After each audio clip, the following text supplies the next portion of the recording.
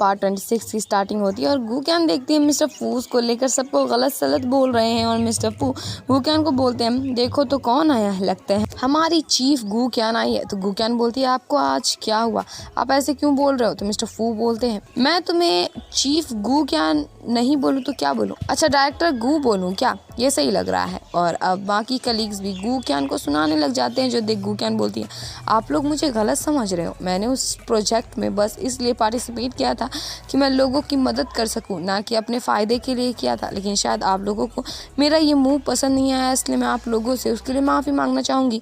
लेकिन मिस्टर फू जो थे ना गाइस वो उन सभी को भड़काने लगते हैं जिस वजह से कोई भी कलीग्स गूक्यान की सॉरी को एक्सेप्ट नहीं करता। और तभी वहाँ मिस्टर जैंग आते हैं। तो मिस्टर फू बोलते हैं वो क्या है ना मैं आपके स्टाफ को अच्छे से काम करना सिखा रहा था। तो मिस्टर जैंग बोलते हैं कि वो अच्छा ऐसा क्या, लेकिन आपको फिक्र करने की ज़रूरत नहीं है, मेरी स्टाफ को ऑलरेडी अच्छे से पता है उसे कैसे अपना काम सही से करना है। और अब मिस्टर जैंग सारे कलीग्स की गलतफहमी को दूर करते हैं जो कि उन्हें लग रहा था कि उन लोगों ने इतनी मेहनत की है मगर उन लोगों को क्रेडिट नहीं मिला, जबकि ऐसा कुछ नहीं था और उन सभी को उनके हिस्से का क्रेडिट मिल गया था। और मिस्टर जैंग सबको बोलते हैं तुम लोगों को पता है गूक्यान की ग्रैंड मदर ने उसे रिक्वेस्ट किया था कि वो अपने रिलेटिव्स को इन्फॉर्मेशन दे दे फ्रॉड वाले केस में, मगर गूक्यान ने उन्हें इसके लिए साफ मना कर दिया। लेकिन इस बात में किसी भी कलीग्स को भरोसा नहीं हो पा रहा था। बट यूहान वहाँ आ बोलता है मुझे यकीन है गूक्यान पे और मैं विटनेस भी हूँ, जब मैं और गूक्यान रिलेशन में थे तब मेरे डैड ने उसे हेल्प मांगी थी मेरे अंकल को फ्री का घर दिलवाने के लिए, बट गूक्यान ने इसके लिए साफ इनकार कर दिया था। और ये सुन गूक्यान हो जाती है खुश और मिस्टर जैंग बोलते हैं तो अब आप लोगों को पता चल गया ना गूक्यान कैसे इंसान है और हम सभी को भी यही करना है बिकॉज हमारा काम ही लोगों का मदद करना है ना कि अपना प्रॉफिट देखना। और गूक्यान ने अभी अपनी जगह में बहुत अच्छा काम किया है और मुझे छोड़कर तुम सबको गूक्यान से कुछ सीखना चाहिए। और मिस्टर जैंग का इतना अच्छा स्पीच सुन सभी लोग क्लैप करने लगते हैं और अब कलीग्स बोलने लगते हैं मिस्टर जैंग सही बोल रहे हैं, तुमसे बहुत कुछ सीखने की ज़रूरत है गूक्यान। और अब मिस्टर फू को समझ आ जाता है उनकी दाल यहाँ नहीं गलने वाली, तो वो चुपचाप यहाँ से खिसक लेते हैं। और अब हम गूक्यान को ऑफिस के बाहर चुन को देखते हैं जो कि गूक्यान के आने का इंतज़ार कर रहा था। और जैसे गूक्यान आती है वो उसे उस प्रपोजल के लिए माफ़ी मांगने लगता है, बट हमारी गूक्यान उसे इग्नोर कर रही थी। जो देख चुन बोलता है अगर मैम आप उस बलून वाले इंसिडेंट को भुला दोगी तो मैं नए तरीके से आपको प्रपोज करूँगा। तो गूक्यान बोलती है लेकिन मुझे तुम्हारे प्रपोजल में कोई भी इंटरेस्ट नहीं है। तो चुन बोलता है क्यों नहीं है इंटरेस्ट, ओ कहीं इसलिए तो नहीं बिकॉज तुम यूहान को भूल नहीं पाई हो। तो गूक्यान बोलती कि ऐसा कुछ भी नहीं है, बात ऐसी है मैं कोई न्यू रिलेशन स्टार्ट नहीं करना चाहती हूँ और मैं बस अपना काम में फोकस करके अपनी मॉम का ख्याल रखना चाहती हूँ।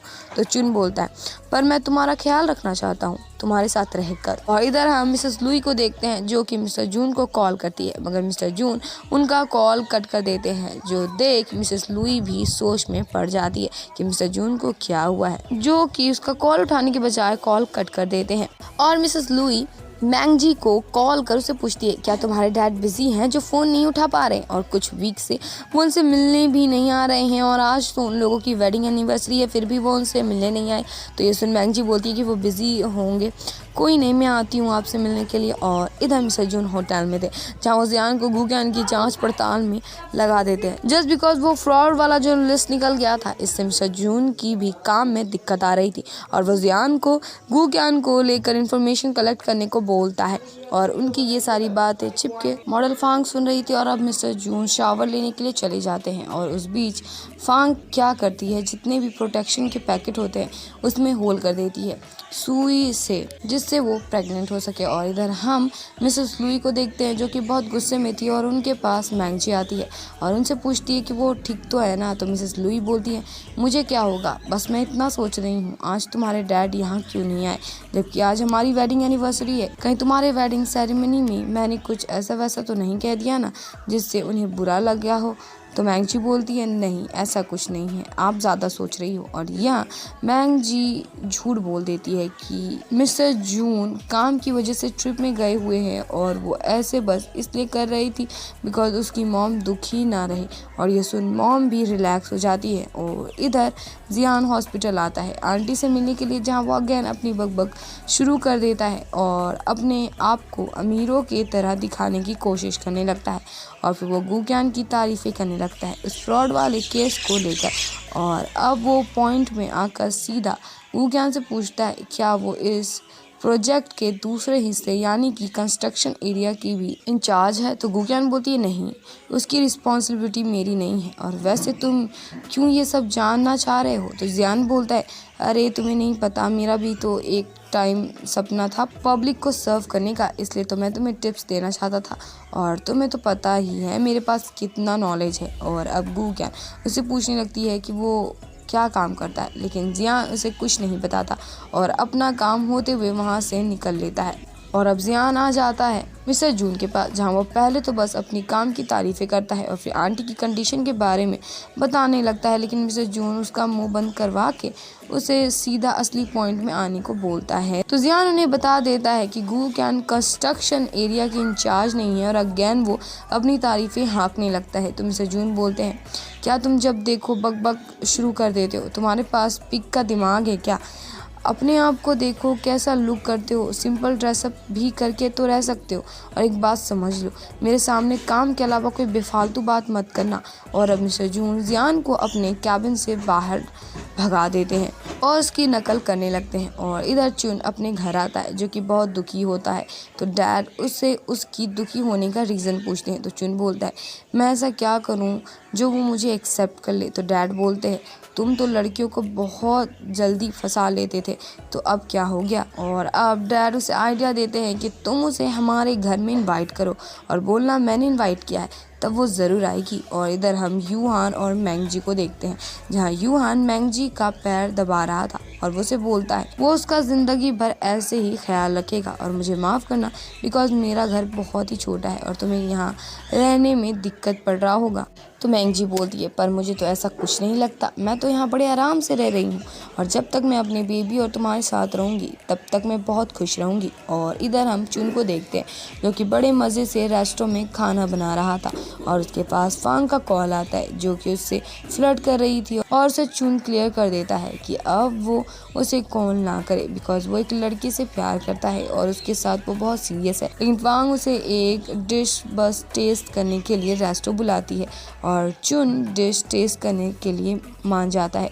और मिस्टर जून फांग को बताते हैं वो ये सब अपने बेनिफिट के साथ उसके बेनिफिट के लिए भी कर रहे हैं, और चुन भी यंग है इसलिए तुम्हारे लिए बेटर होगा कि तुम उसके साथ रहो, ना कि मेरे जैसे अंकल के साथ। और हमें समझ आता है चुन को इस रेस्टोरेंट में बुलाने का प्लान मिस्टर जून का था, ना कि फांग का। और फांग बोलती है कि मुझे अंकल ही पसंद है, और मुझे पता है आप इसलिए चाहते हो कि मैं चुन के साथ रहूं बिकॉज आपको उसके अंदर की बात जाननी है और मैं स्पाई बन भी जाऊं, लेकिन चुन मेरे में इंटरेस्टेड नहीं है और आपको तो उसकी ज़रूरत भी नहीं है, तो आप उसके ऊपर टाइम वेस्ट क्यों कर रहे हो। तो मिस्टर जून बोलते हैं मैं बस उसको वूक्यान के साथ नहीं देखना चाहता हूँ, ये चीज़ मुझे पसंद नहीं है।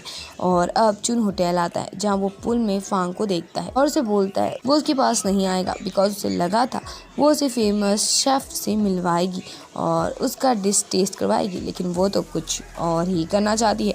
और ये सुन फांग उसे अपना हुस्न का जलवा दिखाने लगती है जो देख चुन का गला सूखने लगता है। और अब फांग उसके बॉडी में लोशन लगाने को बोलती है, तो चुन थरथराते हुए उसके बॉडी में लोशन लगाने लगता है और फांग चुन से चिपकना शुरू कर देती है। और हम देख पाते हैं ऊपर से कोई इन दोनों की फ़ोटोज़ ले रहा था, और फांग बोलता है क्यों ना हम लोग मेरे रूम चलकर बात करें, और आज रात वैसे भी मैं सिर्फ तुम्हारी हूँ। और इधर वूक्यान लंच कर रही थी जहाँ यूहान आकर बोलता है तुम आजकल लंच टाइम में दिखती नहीं हो। तो वूक्यान बोलती है वो मैं 2 दिन से बिजी हूँ because silver steel bar case को इन्वेस्टिगेट कर रही हूँ ना। तो यूहान बोलता है दिखने में तो लग रहा है तुम बीमार हो। तो वूक्यान बोलती है वो मुझे आजकल ज़्यादा सोने का मौका नहीं मिल रहा है ना, इसलिए थोड़ी स्ट्रेस में हूँ। तो यूहान बोलता है तुम्हें एक लड़के को ढूंढ लेना चाहिए जो तुम्हारी केयर करे, मगर मेरे जैसा लड़का मत ढूंढना, और जो भी मैंने किया है उसके लिए मुझे माफ़ भी मत करना। तो वूक्यान बोलती है तुम बार बार माफ़ी क्यों मांगते हो, मैंने ऑलरेडी तुम्हें माफ़ कर दिया, वैसे भी वो सब एक पास्ट था। तो यूहान बोलता है मैं एक बात बोलूं, चुन अच्छा लड़का है, पहले ऐसे मुझे नहीं लगता था बट अब लगने लगा है, वो पूरे दिल से तुम्हें पसंद करता है और वो सच में तुम्हारा ख्याल रखना चाहता है। क्यों ना तुम उसे एक चांस दो। तो गुक्यान बोलती है सच बोलूं तो मैंने भी इसके बारे में सोचा था, बट मुझे नहीं लगता मैं उसके साथ रह पाऊंगी, वो एक प्ले बॉय है। तो यूहान बोलता है मुझे पता है तुम उसे पसंद करती हो, अगर नहीं करती हो तो थोड़ी तुमको कोई फ़र्क पड़ता, चाहे वो प्ले बॉय हो या फिर कुछ भी, और तुम्हारे पास अभी भी चांस है। और अगर तुम ऐसे ही करती रह गई तो कोई और लड़की उसे लेकर चली जाएगी। तो गुक्यान बोलती है किसकी इतनी हिम्मत हुई कि वो चुन को मेरे से दूर कर दे। तो यूहान बोलता है अभी तो तुम बोल रही थी तुम उसे पसंद नहीं करती हो, एक्सेप्ट कर लो इस बात को।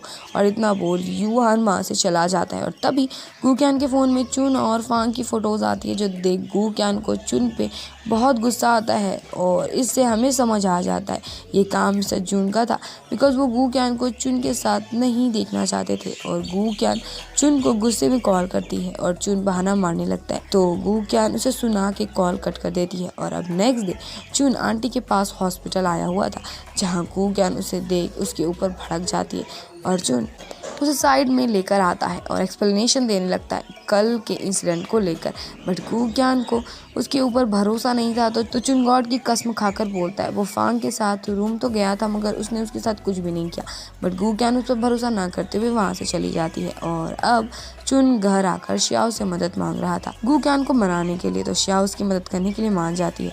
और अब वो डिसाइड करती है कि वो एक अच्छा कॉन्ट्रैक्ट बनाएगी, जिसके अकॉर्डिंग चुन किसी भी लड़की से फ्लर्ट नहीं कर सकता है। और अब नेक्स्ट डे चुन वो कॉन्ट्रैक्ट लेकर हॉस्पिटल आता है, जहाँ वो सबको कॉन्ट्रैक्ट पढ़कर सुनाता है, जिसमें लिखा हुआ था आज से चुन गुक्यान के अलावा किसी भी लड़की को नहीं देखेगा, और गुक्यान के अलावा वो किसी लड़की के साथ ड्रिंक पे भी नहीं जाएगा। और ये सब सुन गुक्यान उसे वो कॉन्ट्रैक्ट छीन लेती है और बोलती है अगर तुमने इस कॉन्ट्रैक्ट का रूल तोड़ दिया तो तुम्हारे साथ क्या होगा, ये तो तुमने लिखा ही नहीं। और ये सुन चुन उसे अगेन अपनी गलती की माफ़ी मांगने लगता है, मगर गुक्यान उसके ऊपर गुस्सा करके वहाँ से चली जाती है। और चुन भी उसके पीछे जाता है। तो गुक्यान बोलती है तुमने जो पूल जाकर जिस लड़की को हग और किस करना है ना, तो जाकर करो, इससे कोई फर्क नहीं पड़ता। तो चुन बोलता है तुम्हें कैसे पता चला, पक्का मुझे कोई फंसा रहा है, मेरे और फांग के बीच कुछ भी नहीं चल रहा। उस दिन जब तुमने मुझे कॉल किया था ना, तब ही मैं वहाँ से तुरंत घर आ गया था। तो गुक्यान बोलती है तो तुम्हारे कहने का मतलब अगर मैं तुम्हें कॉल नहीं करती तो तुम उसी के साथ रह गए, उसके साथ वो सब करते। और तभी एक लड़की आकर चुन से फ्लर्ट करने लगती है, जो कि चुन को ऑलरेडी पहले से जानती है। और ये देख गुक्यान चुन के ऊपर बहुत ज़ोर का चिल्ला देती है। और इसी के साथ इस पार्ट की एंडिंग हो जाती है।